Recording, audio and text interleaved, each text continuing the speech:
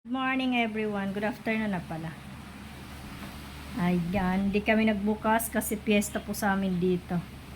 Happy Fiesta, mahal na po on Tata Austin.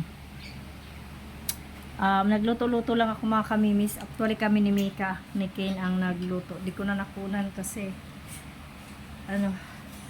kapoy na ba? Nagluto kami panghalad sa altar lang. Tahimik pa. Kasi di ko alam mamaya kung makita ko yung akong dadaan pa ba dito yun na? Dadaan yung karakol ba? Pag dumaan yung karakol, maganda. Ayan yung handa namin. Wala si Ate Adira, hindi makawis si Ate Adira. Shout out kay Ate Adira. Mga kamimis ang aking niluto. Ito si Ate Kay nagluto nito. Tapos siya nagprito ng mga yan.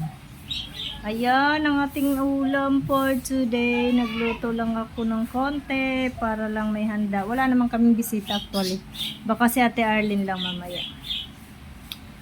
Kain tayo mga kamimis.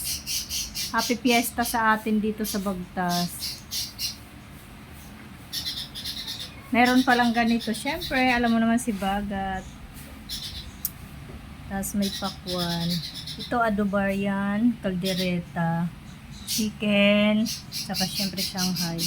Pang malakasan natin kay na spaghetti. Ayan lang, sana makakita namin mamaya yung karakol. Kain tayo.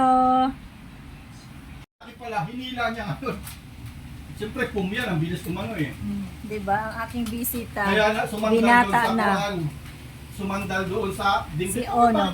Sabi, hinila ako nagliliyab lang, laki pala, akala ko maliit lang Tapos ang ginawa niya, kaya siyempre natumba yung pong.